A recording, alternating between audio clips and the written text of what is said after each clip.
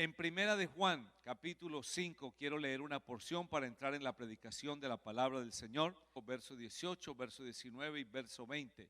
Dice la palabra en el nombre del Señor: sabemos que todo aquel que ha nacido de Dios no practica el pecado, pues aquel que fue engendrado por Dios le guarda y el maligno no le toca. Sabemos, dice el verso 19, que somos hijos de Dios y el mundo entero está bajo el maligno. Verso 20, pero sabemos que el Hijo de Dios ha venido y nos ha dado entendimiento para conocer al que es verdadero, y estamos en el verdadero, en su Hijo Jesucristo. Este es el verdadero Dios y la vida eterna. Bueno, quiero predicar en esta hora con el tema: en tiempos peligrosos, pon tu mirada en lo que sabemos. Los textos que hemos leído nos hablan allí 3 veces de la palabra saber. Dice el verso 18: sabemos que el que ha nacido de Dios no practica el pecado. El verso 19 dice: sabemos que somos hijos de Dios.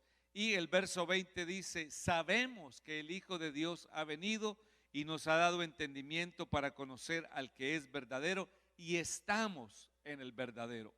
¿Por qué es importante poner nuestra mirada en lo que sabemos? Porque hay muchos mitos hoy y estamos bajo una pandemia, la pandemia del COVID-19, y hay muchos mitos acerca del COVID-19. Y pensando en los mitos que hay acerca del COVID-19, también pienso en la cantidad de mitos que existen respecto a la deidad del Señor Jesucristo. Y por eso en esta mañana creo que es importante hablar de Jesucristo como el único Dios. Por ejemplo, ¿qué hemos oído del COVID-19? Algunos dicen que es solamente una gripa, y no lo dicen solamente personas del común. Personas muy importantes han dicho esto. Algunos dicen que no existe, incluidos pastores. Hay pastores que dicen que el COVID-19 no existe, que es un invento. Otro mito del COVID-19, que lo produce la tecnología del 5G. Ustedes han visto muchos videos quizás sobre eso, y que es la tecnología del 5G la que produce el COVID-19. Otro mito, que solamente afecta a los adultos mayores. Otro mito acerca del COVID-19, que las máscaras no funcionan, que supuestamente alteran la capacidad respiratoria, que uno se autointoxica, en fin. Otro mito acerca del COVID-19, que los termómetros queman las neuronas, es un mito. Y no solamente es el único mito que hay respecto al COVID-19. Por ejemplo, otro mito: hay quienes piensan que las vacunas contra la influenza, la gripa o la neumonía son útiles para luchar contra el COVID-19. No es cierto. Otro mito: el enjuague nasal con sal. Hay quienes dicen que usar sal para enjuagarse la nariz y hacer gárgaras de sal, pero no hay ninguna evidencia científica que pruebe que eso es efectivo contra el COVID-19. Los antibióticos no funcionan contra el COVID-19 porque el antibiótico trata infecciones de tipo bacterial y el virus es muy diferente a una bacteria. Los atomizadores con alcohol y cloro, dicen que rociar el cuerpo con alcohol o cloro que es efectivo, pero eso tampoco está comprobado que realmente bañarse con alcohol o cloro pueda prevenir que el virus entre a nosotros. Las lámparas ultravioletas para desinfección. La luz ultravioleta puede usarse como desinfectante en superficies, pero no se debe de usar para esterilizar las manos o otras áreas del cuerpo, porque la radiación de la luz ultravioleta puede causar irritación en la piel. Los desinfectantes, cuando se aplican a las superficies, pueden ayudar a matar microbios tales como el COVID-19, pero no se deben usar para el cuerpo, no se deben inyectar, no se deben beber. No, ¿por qué? Porque pueden producir la muerte o pueden irritar nuestra piel. Suplementos como la vitamina C, el zinc, el té verde, la equinacia y muchos otros, pues no está probado científicamente de que sean efectivos. Más sin embargo, dice, concéntrate en lo que sí sabemos que ayuda a combatir el COVID. ¿Qué es lo que funciona? Evitar eventos donde haya mucha gente y reuniones multitudinarias. Evita contacto cercano, quedarnos en casa cuando sea posible y mantener la distancia siempre entre las personas. Lavarnos las manos con frecuencia con agua y jabón por lo menos por 20 segundos. O usar desinfectante para manos con base de alcohol que contenga al menos el 60% de alcohol. Cubrirse la cara con una mascarilla cuando estemos en lugares públicos, en supermercados, donde sea difícil evitar el contacto con otras personas. Cubrir la boca y la nariz con el codo o un pañuelo al toser o estornudar. Evita tocarte los ojos, la nariz y la boca. O sea, estas cosas sí están probadas que tienen incidencia en cuanto a la propagación del virus. No a que lo curen, sino a que no haya propagación. Enfoquémonos no en los mitos, sino en lo que sabemos que tiene eficacia. Lo mismo quiero yo usar en esta mañana. Vamos a enfocarnos en lo que tiene eficacia y no en mitos o en creencias que circulan por allí. Noten ustedes que dice la palabra del Señor en San Juan capítulo 3 y versículo 11, de cierto te digo, que lo que sabemos hablamos y lo que hemos visto testificamos. ¿Cuál es el propósito de este mensaje en esta mañana? Que podamos concentrarnos en la verdad de la palabra de Dios y no en las ideas que circulan por ahí. Y que pongamos nuestra atención en lo que sabemos del Señor. Si ya sabemos que Él es fiel, si ya sabemos que Él es justo, si ya sabemos que Él es nuestro sanador, si ya sabemos que Él murió por nuestros pecados, si ya sabemos que Él es verdad, si ya sabemos que Él es el camino, si ya sabemos que Él es la vida, vamos a concentrarnos en las cosas que sabemos del Señor Jesucristo y mantengámonos allí sin salirnos ni a derecha ni a izquierda, perseverando hasta el final de nuestros días. 4 cosas que podemos aprender en esta mañana respecto a los textos que hemos leído. Primero, debemos definir nuestro destino. ¿Qué significa esto? Caminar y no tener seguridad hacia dónde queremos ir no nos va a llevar a ningún lugar. Quiere decir que yo vengo a este lugar sabiendo que mi objetivo principal es agradar al Señor Jesucristo.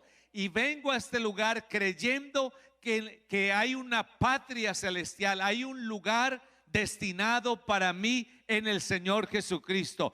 Vengo a este lugar sabiendo que soy hijo de Dios y que como hijo de Dios estoy llamado a no pecar. Y estoy seguro que si no peco y me mantengo fiel al Señor Jesucristo, el diablo no me puede tocar. Amén, esa es una verdad. Dice, y sabemos, ¿cierto? Sabemos que el Hijo de Dios ha venido y nos ha dado entendimiento para conocer al que es verdadero, y estamos en el verdadero Jesucristo, su Hijo. Este es el verdadero Dios y la vida eterna. Eso lo sabemos. Entonces no nos vamos a salir de lo que sabemos. Vamos a perseverar en lo que sabemos porque los tiempos son peligrosos. El hombre de doble ánimo es inconstante en todos sus caminos. Ese hombre de doble ánimo se refiere al que no se afirma, al que no tiene constancia. Y creo que somos llamados a afirmarnos en Dios. Ese es un tiempo de afirmarnos en el Señor Jesucristo. Hebreos capítulo 12 y verso 2 dice, puestos los ojos en Jesús, el autor y consumador de la fe, el cual, y mire todo lo que dice este texto del por qué yo debo poner mis ojos en Jesucristo. Dice, el cual por el gozo puesto delante de él, sufrió la cruz, menospreciando el oprobio, se sentó a la diestra del trono de Dios. Mateo capítulo 11, verso 28, con base a lo que dice Hebreos 12:2, Jesucristo dice, venid a mí todos los que estáis trabajados y cargados, y yo os haré descansar. Nuestro propósito es ir a Jesucristo. Alguien en esta mañana se siente cargado, atribulado, siente que no tiene fe, le faltan fuerzas. Hay que ir a Jesucristo. ¿Por qué? Porque sabemos, es lo que sabemos, que si vamos a Jesucristo, Él quita nuestra carga. Él nos hace descansar. Concentrémonos o pongamos nuestra atención en lo que sabemos, porque estamos en tiempos peligrosos. Juan capítulo 6 y verso 37 dice: el que a mí viene, no le echo fuera. Eso lo sabemos. Entonces, ¿por qué desconfiar hoy de poner toda nuestra vida en el Señor Jesucristo, si Él nos está invitando a ir a Él y acercarnos al Todopoderoso? Mateo capítulo 12 y verso 30 dice: el que conmigo no recoge, pues está desparramando. En otras palabras, el que conmigo no recibe bendición, pues está perdiendo la más grande oportunidad de ser bendecido, porque Él es el camino.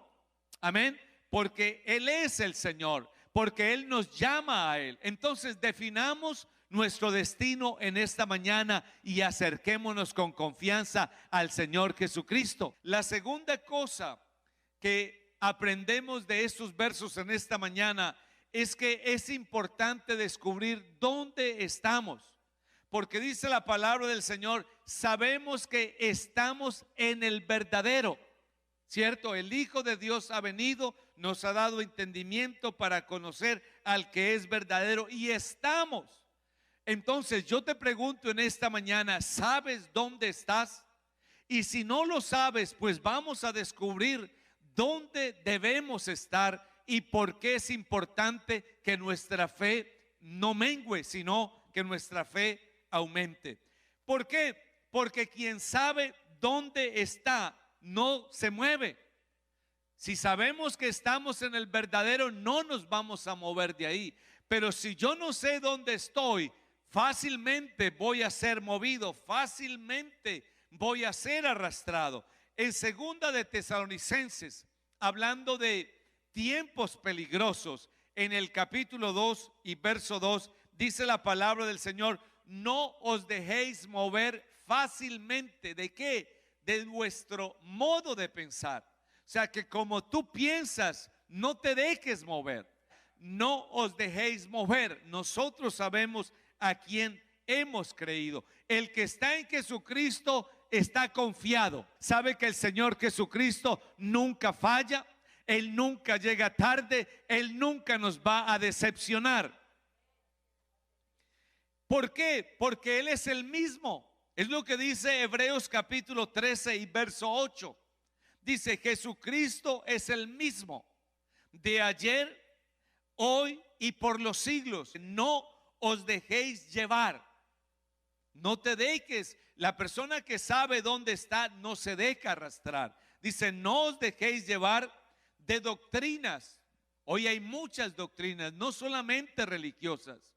Hoy hay un adoctrinamiento que tiene que ver con una teoría que es muy antigua y que ha estado camuflada por años: el socialismo, el comunismo.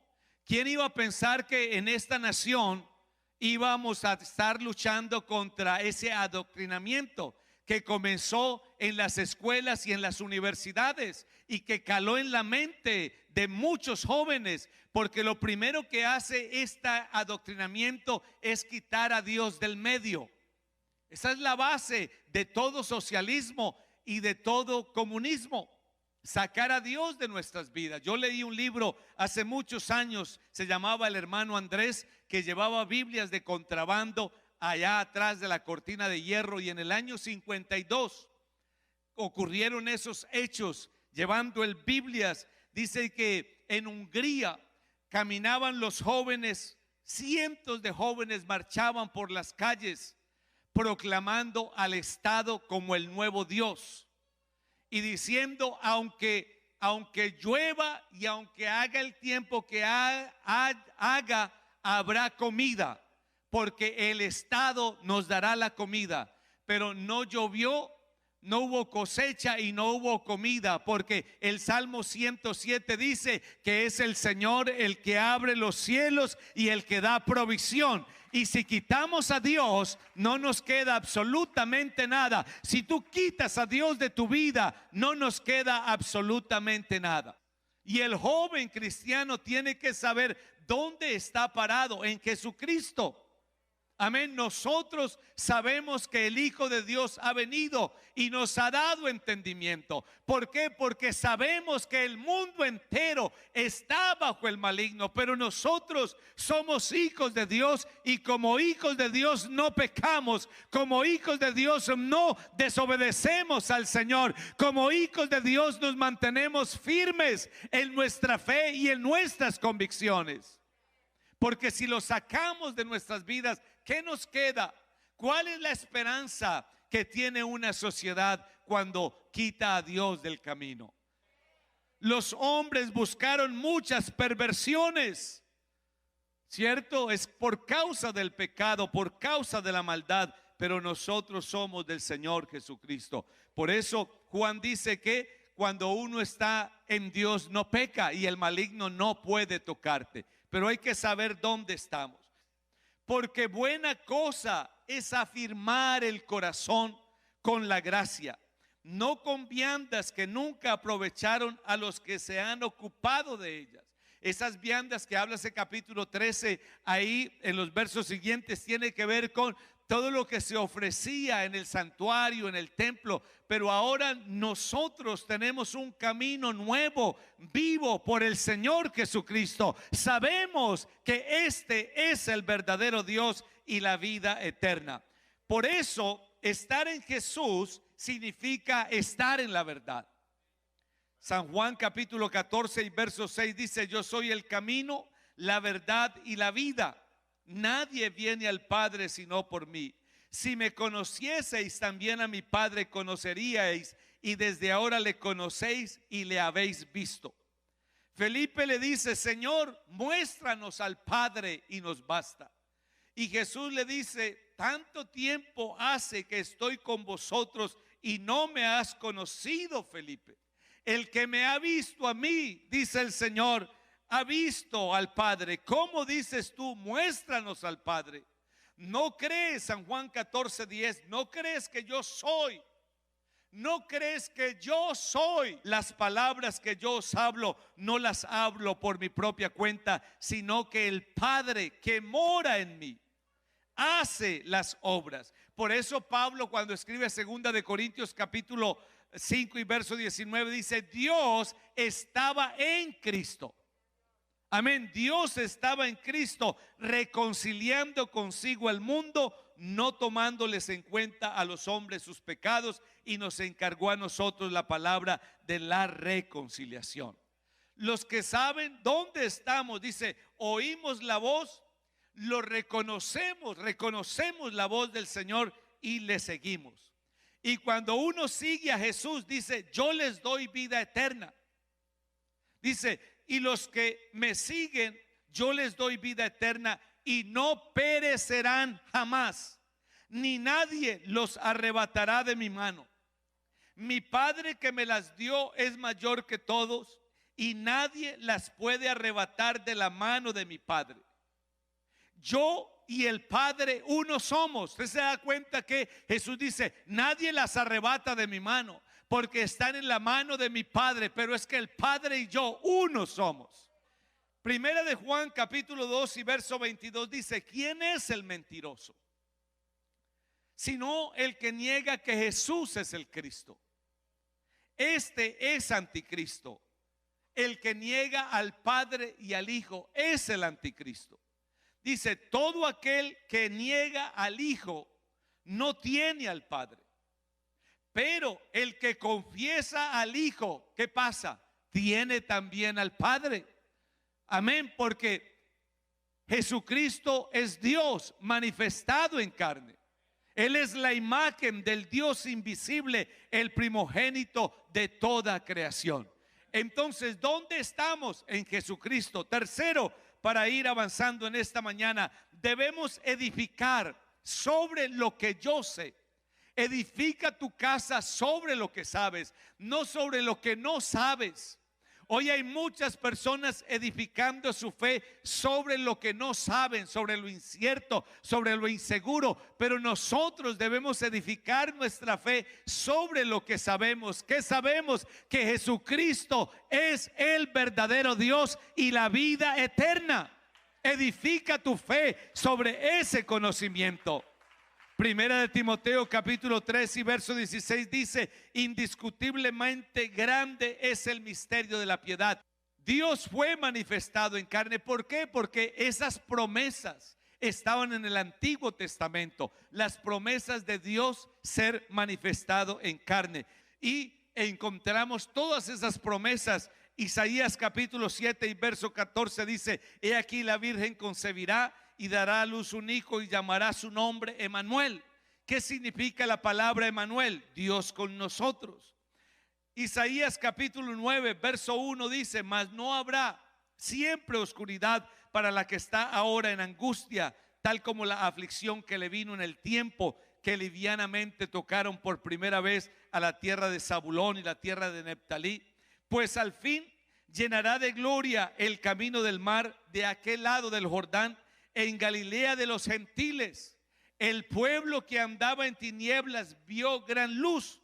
Los que moraban en tierra de sombra de muerte, luz resplandeció sobre ellos. Verso 6: porque un niño, es con base a esas promesas que viene la luz. Porque un niño nos es nacido, hijo nos es dado, el principado sobre su hombro. Y se llamará su nombre admirable, consejero, Dios fuerte, Padre eterno, príncipe de paz.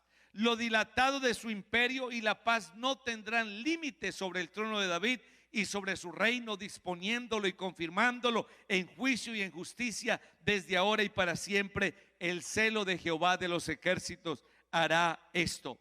Isaías capítulo 11 y verso 1: saldrá una vara del tronco de Isaí y un vástago retoñará de sus raíces. Isaías 33, 22: porque Jehová es nuestro juez, Jehová es nuestro legislador, Jehová es nuestro rey, él mismo nos salvará. Isaías 35, 4: díganle a los de corazón apocado, esforzados, no temáis, he aquí vuestro Dios viene con retribución, con pago, Dios mismo vendrá y os salvará. Isaías 43, 43: voz que clama en el desierto, preparad camino a Jehová, enderezad calzada en la soledad a nuestro Dios. Ahora, esas son las promesas de Dios para manifestarse en carne. ¿Cuándo vemos el cumplimiento de esas promesas? Lucas capítulo 4 y verso 16 dice que cuando Jesús vino a Nazaret, donde se había criado, en el día de reposo, entró en la sinagoga conforme a su costumbre y se levantó a leer. Le dieron el libro del profeta Isaías, y habiendo abierto el libro, halló el lugar donde estaba escrito: el Espíritu del Señor está sobre mí, por cuanto me ha ungido para dar buenas nuevas a los pobres, me ha enviado a sanar a los quebrantados de corazón, a pregonar libertad a los cautivos, vista a los ciegos, a poner en libertad a los oprimidos, a predicar el año agradable del Señor. Enrolló el libro, lo entregó al ministro, los ojos de todos están fijos en él y comienza a decirles: hoy se ha cumplido esta escritura delante de vosotros. Eso lo entendieron muy bien los apóstoles. Por eso cuando Pedro está predicando en la casa de Cornelio, él no tiene problema para comprender que Jesucristo era Dios manifestado en carne. Por eso en Hechos capítulo 10, en el verso 36, Pedro, predicando el sermón en casa de Cornelio, dice: Dios envió mensaje a los hijos de Israel, anunciando el evangelio de la paz por medio de Jesucristo. Este es Señor de todos, dice el apóstol Pedro. Vosotros sabéis todo lo que se divulgó por Judea, comenzando desde Galilea, después del bautismo que predicó Juan, cómo Dios ungió con el Espíritu y con poder a Jesús de Nazaret, y cómo éste anduvo haciendo bienes y sanando a todos los oprimidos por el diablo, porque Dios estaba con él. Amén. O sea, no hay ningún problema para nosotros descubrir y saber dónde nosotros nos encontramos y sobre qué estamos edificando nuestra fe en esta hora. Y la cuarta cosa para terminar es: abandonemos toda duda y confiemos en la palabra del Señor. Amén. Así como las personas hablan que todo lo que quieran decir de esta enfermedad, ya sabemos muchas cosas. Este virus no es un virus que va a matar a la humanidad. Es más, el 80% de las personas que se infectan ni siquiera presentan síntomas graves. Solamente un 20%, y de ese 20%, un 10% puede tener el riesgo de morir.